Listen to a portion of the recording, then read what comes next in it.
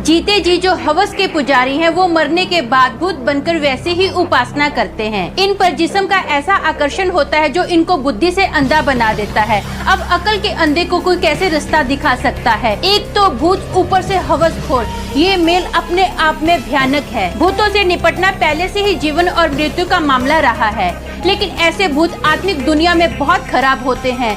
आज की घटना किसी के भी साथ कभी भी घटित हो सकती है, क्योंकि भले ही कोई कई चीजों को लेकर कितना भी सावधान क्यों ना रहा हो, लेकिन बुरी आत्मा जिस चीज को चाहे उसे अपने कब्जे में ले सकती है। कैसे, इसे आप खुद ही देखिए। हेलो दोस्तों, मेरा नाम अमन है। मैं आप सभी का मेरे YouTube चैनल कहानी रंगमंच में स्वागत करती हूँ। उम्मीद करती हूँ कि आप सभी अच्छे और स्वस्थ होंगे। तो चलिए शुरू करते हैं आज का भयानक किस्सा। दोस्तों, आज का जो किस्सा है ये हैदराबाद का किस्सा है। हैदराबाद में एक फैमिली है जिसमें ना एक हस्बैंड, वाइफ और उनके 2 बच्चे हैं। उनकी जो बड़ी बेटी है उसकी शादी हो चुकी है और उनका जो बेटा है उसका नाम प्रेम है। ये जो प्रेम है ना, वो फिल्मों में पोस्ट प्रोडक्शन में DI का टेक्नीशियन है।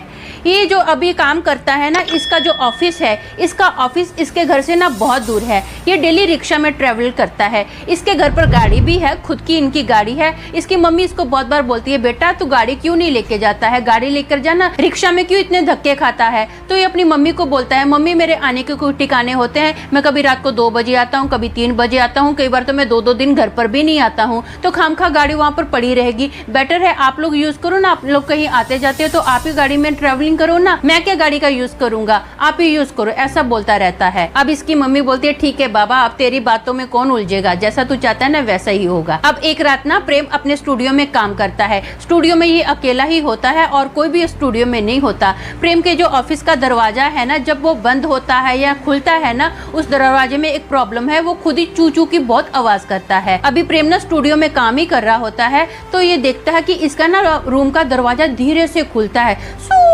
करके एक आवाज आती है। उसकी नजर जैसे दरवाजे पर गई ना, तो ये देखता है कि दरवाजा तो खुला है लेकिन कोई अंदर आते हुए इसको नजर नहीं आया। तो इसने बहुत गौर से देखा तो इसको ना एक परछाई दिखी, एक काली सी परछाई है जो कि सीधा अभी इसके ऑफिस से होते हुए बाथरूम में चली जाती है। ये बहुत डर जाता है, इसको समझ में नहीं आता कि मैं क्या करूं। फटाफट ये अपना बैग पैक करता है, ये बाथरूम में नहीं देखता कि कौन है कौन नहीं है, सीधा ऑफिस से निकलता है, एक रिक्शा लेता है। रिक्शा वाला जैसे ही रुकता है ना, ये फटाफट अभी रिक्शा के अंदर बैठा ही है। जैसे ही रिक्शा के अंदर बैठा है ना, तो इसको ऐसा फील होता है कि जैसे इसके पास से कोई ऐसे गुजर के गया है और इसके बाजू में कोई बैठ गया है। इसको उसकी प्रेजेंस फील हो रही है लेकिन कोई नजर ही नहीं आ रहा है। ये थोड़ा घबरा जाता है कि क्या है ये, क्या नहीं है, मुझे दिख तो नहीं रहा। अब रिक्शा वाले को कैसे बात करूं कि क्या है क्या नहीं है। ये सोचता है कि चुपचाप बैठा रहता हूं, अंदर से बहुत घबराया हुआ होता है। इसका घर आता है, घर की डोरबेल बजती है तो इसकी मम्मी दरवाजा खोलती है। इसकी मम्मी बोलती है, बेटा खाना वगैरह लगाऊं, तो ये बोलता है, नहीं मम्मी मुझे भूख नहीं है, मुझे ना आराम करना है। तो इसकी मम्मी बोलती है, ठीक है अभी तू आराम कर। जैसे ही अपने रूम का दरवाजा खोलता है ना, इसके रूम से इतनी गंदी बास आती है जैसे कोई मरा हुआ चूहा हो, मटन सड़ जाता है, अजीब सी बहुत भयंकर बास आ रही है। तो ये बोलता है, मम्मी छी कितनी गंदी बास आ रही है, जल्दी आओ, मेरे रूम में है क्या। तो उसकी मम्मी भागी भागी आती है। उसकी मम्मी जब आती है ना तो उसको कोई बास नहीं आती है। उसकी मम्मी बोलती है, बेटा कौन सी बास आ रही है, मेरी तो कोई बास नहीं आई है। तो बोलता है, हाँ मम्मी 2 मिनट पहले ना इतनी गंदी बास आ रही थी कि मेरा यहाँ पर खड़े रहना बहुत हालत खराब हो रही थी। ये अचानक से बास कहाँ चलेगी, मेरे को भी नहीं समझ आ रहा है। तो उसकी मम्मी बोलती है, ठीक है मुझे लगता है ना तेरी तबीयत ठीक नहीं है, तू आराम कर। तो ये बोलता है, ठीक है मम्मी मैं आराम करता हूँ। अब जैसे ये सोता है ना, इसको बहुत अनईजी फील हो रहा है। इसको ऐसा लगता है कि जैसे कोई रूम में है लेकिन इसको कोई नजर नहीं आता है। अब ना दोपहर के 3 बज जाते हैं। इसकी मम्मी आती है, इसको उठाती है, बोलती है, बेटा काम पर नहीं जाना क्या हुआ, अभी तक इतना सो रहा है, तबीयत ठीक नहीं है क्या।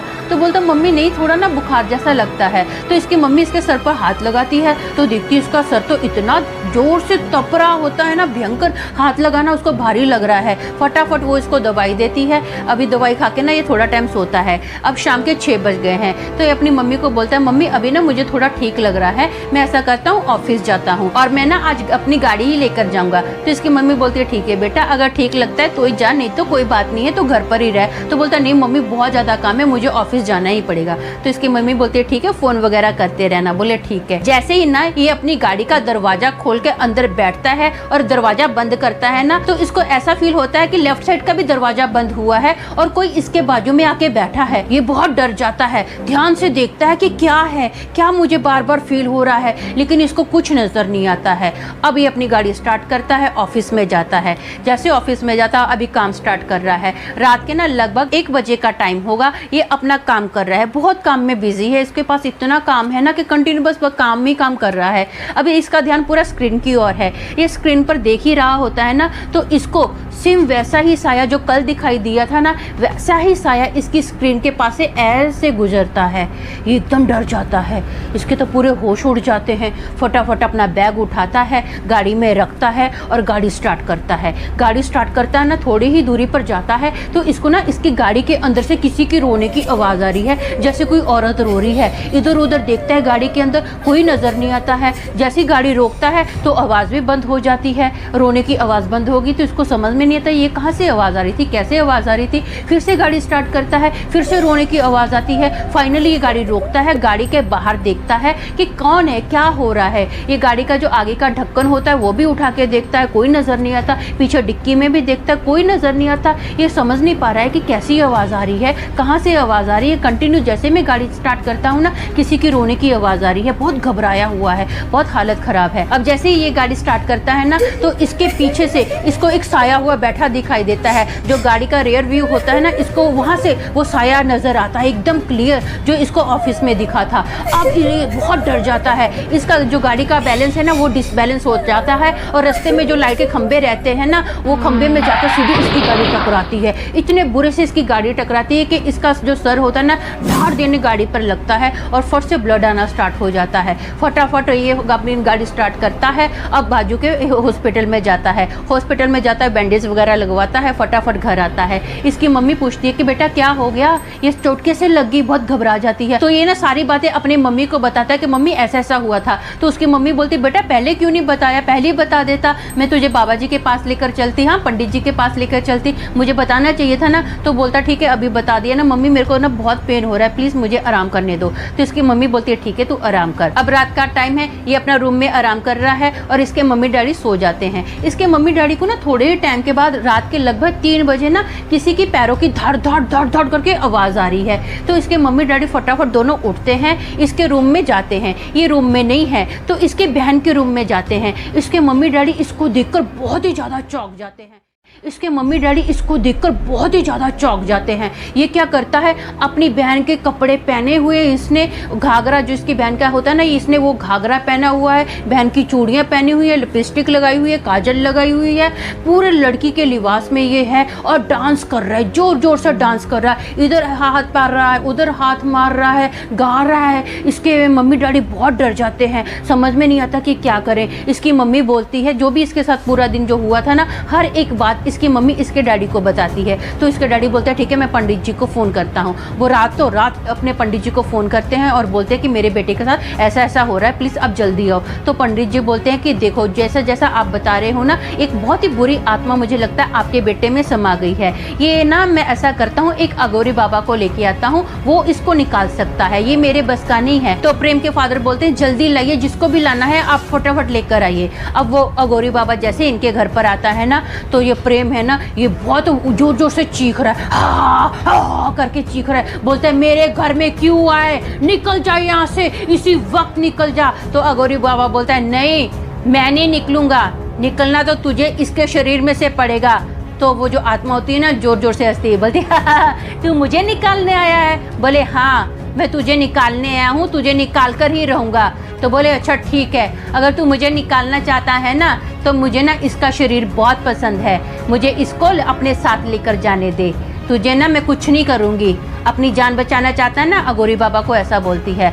तो अगोरी बाबा बोलता है मुझे मेरी जान की कोई परवाह नहीं है, मुझे इस बच्चे के शरीर की परवाह है, इसी वक्त इसका शरीर छोड़ के चले जा। तो वो बुरी आत्मा बोलती है नहीं जाऊंगी, जो करने कर ले, तो वो अभी अघोरी बाबा ना इसके ऊपर मंत्र पढ़ना स्टार्ट करता है और ना वो अपने हाथ में ना राख लेता है और उसके ऊपर फूंकता है, ऐसे फूंकता है। तो वो ना जो बुरी आत्मा जोर से चीखती है। वो बुरी आत्मा बोलती है ठीक है मैं चली जाऊंगी, लेकिन मेरे को ना मटन चाहिए और शमशान की राख चाहिए और मटन के ऊपर ना संदूर लगा हुआ होना चाहिए, मैं इसको छोड़ के चली जाऊंगी। अघोरी बाबा बोलता है नहीं, मैं समझ गया तेरा क्या चक्कर है, तू इस बच्चे की जान लेकर जाना चाहती है, अब तेरी जान खतरे में है। अब अघोरी बाबा कोई मंत्र पढ़ता है और अपने झोले में से ना एक मिट्टी की मटकी निकालता है। जैसे वो मंत्र पढ़ के उसके अभी प्रेम के शरीर के ऊपर वो मंत्र पढ़ के ना राख डालता है तो उसके अंदर से एक साया निकलता है और वो मटकी में समा जाता है और वो बाबा ना फट से ऐसे मटकी बंद कर देता है। जो प्रेम होता है धाड़ देने जमीन पर गिरता है। अघोरी बाबा बोलता है इसको भी कोई जान का खतरा नहीं है, आपका बच्चा सही सलामत है, इसको पानी वगैरह पिलाओ, ये ठीक है। ये बोलकर ना अभी अघोरी बाबा तो निकल जाता है और पंडित भी वहाँ से चला जाता है। तो ये जो प्रेम था उसके बाद उसके साथ कभी भी ऐसा कोई हादसा नहीं हुआ, वो एकदम नॉर्मल रहा। तो दोस्तों मेरा मानना ये है कि हमको ना अपनी जान पहचान अच्छे से सबके साथ बना के रखनी चाहिए, क्योंकि हमें नहीं पता कि कौन कब हमारे काम आ जाए। मेरे जो मदर इन लॉ थे ना, उनका ये हमेशा मुझे बोलते थे कि कभी भी ना मिट्टी से भी बिगाड़ा नहीं करना चाहिए, कब कहाँ हमें काम आ जाए हमको कुछ नहीं पता है। तो मुझे उनकी बात आज तक याद है, जो कि एकदम सही भी लगती है। तो आज के लिए बस इतना ही, कल फिर मिलूंगी और एक भयानक किस्से के साथ। तब तक के लिए शालोम, शांति और सलाम।